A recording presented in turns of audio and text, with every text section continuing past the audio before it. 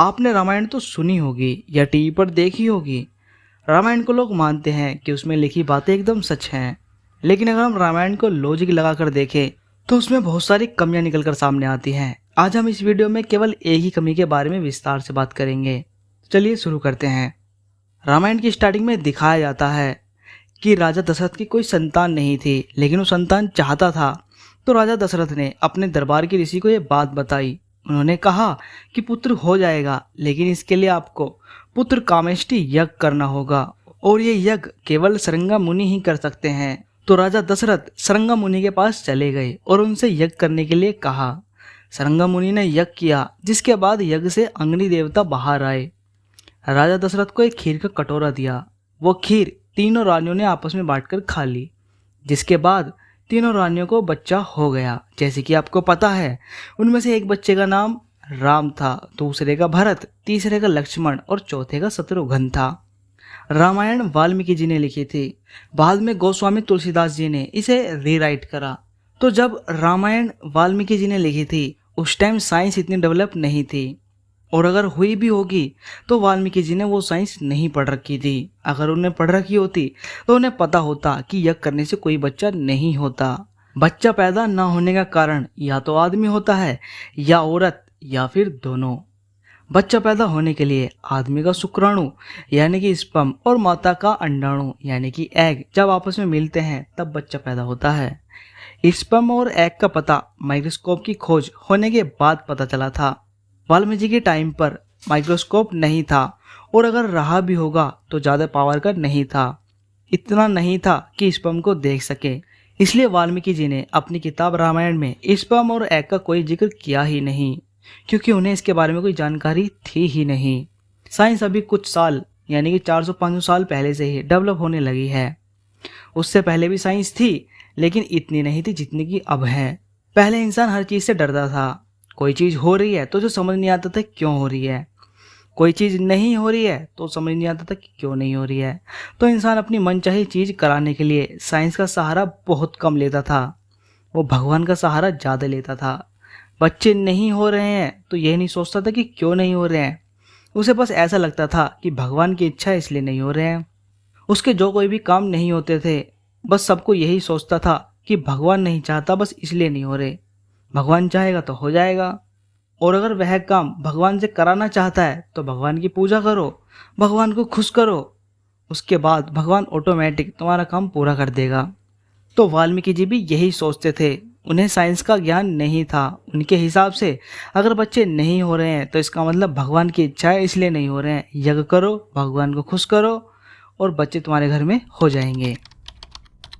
एक आदमी के अंदर एक बार में करोड़ों की संख्या में स्पर्म बनते हैं, लेकिन एक औरत के अंदर एक बार में केवल एक ही एग बनता है। जब आदमी और औरत आपस में सेक्स करते हैं तब आदमी के करोड़ों स्पर्म निकलकर औरत के शरीर में चले जाते हैं। औरत के शरीर में गर्भाशय के अंदर एक फ्लोपियन ट्यूब होती है, जहां पर औरत का अंडाणु यानी कि एग रखा होता है। आदमी के करोड़ों स्पर्म को औरत की इस फ्लोपियन ट्यूब तक पहुंचना होता है, लेकिन रास्ते में बहुत सारी रुकावटें होती हैं। जैसे जब सबसे पहले स्पर्म शरीर के अंदर जाते हैं तो सबसे पहले पीएच लेवल से उन्हें गुजरना पड़ता है। लाखों स्पर्म तो यहीं मर जाते हैं। उसके बाद बचे कुछ आगे की ओर बढ़ते हैं। फ्लोपियन ट्यूब तक पहुंचते पहुंचते आधे से कहीं ज़्यादा रास्ते में ही मर जाते हैं। फिर करोड़ों में से केवल कुछ लाख ही बचते हैं जो अंडाणु यानी एग तक पहुंचने लगते हैं। फिर जो सबसे पहले एग के पास पहुंचता है वह एग को तोड़कर उसके अंदर घुस जाता है, वही सिकंदर होता है। वही एग के साथ मिलकर बच्चा बनाता है। आदमी के स्पर्म और औरत का एग आपस में मिलकर ही बच्चे पैदा करते हैं।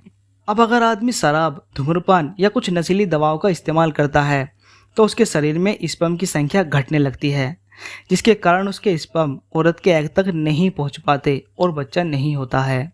कई बार व्यक्ति किसी प्रकार का नशा भी नहीं करता है, लेकिन उसका खान पान अच्छा नहीं होता, उसके शरीर में जान नहीं होती, उसके खाने की खुराक अच्छी नहीं होती, तब भी उसके शरीर के अंदर स्पर्म की संख्या घट जाती है और बच्चा नहीं पैदा हो पाता।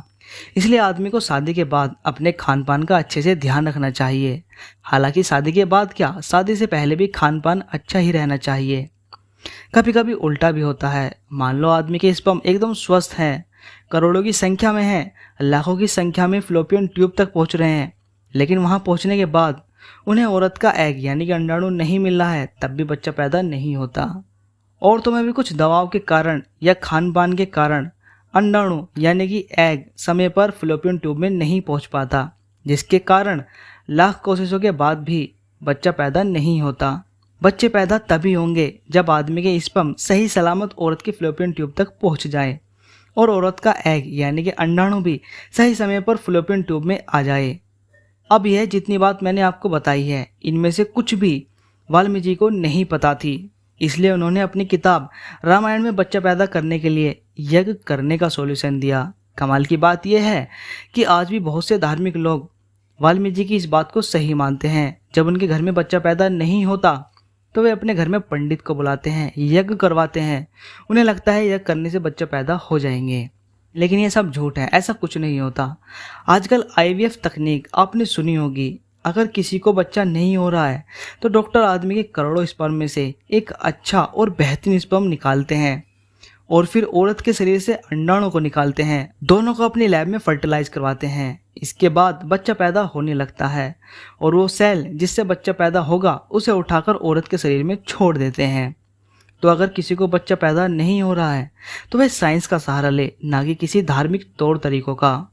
एक बार एक औरत को बच्चा नहीं हो रहा था तो उसकी सास उसको एक साधु के पास ले गई। साधु ने उसे कुछ दवाई दी और फिर 1-2 हफ्ते बाद आने को बोला। दोनों फिर से कुछ हफ्ते बाद उस साधु के पास चली गई। साधु ने उन्हें कुछ प्रसाद खाने को दिया। साधु ने उस प्रसाद में नशीली दवा मिला रखी थी, जिसे खाने के बाद दोनों बेहोश हो गई। फिर साधु दोनों को कमरे में ले गया और दोनों के साथ मजे लिए। मजे लेके वहां से भाग गया। जब उन दोनों औरतों को होश आया, आँख खुली, तो दोनों के शरीर पर एक भी कपड़ा नहीं था। जब इस बात का पता उनके घर में चला तो उन्होंने पुलिस रिपोर्ट कर दी, लेकिन इससे कुछ नहीं हुआ। वो साधु फिर से कहीं और चला गया, फिर से किसी और के साथ ऐसे ही मजे लिए होंगे। यह केस हो जाने के 2 महीने बाद उस औरत को जिसके बच्चा नहीं हो रहा था, उसके शरीर में कुछ हलचल होने लगी। उसने चेकअप कराया तो पता चला कि उसके पेट में बच्चा है।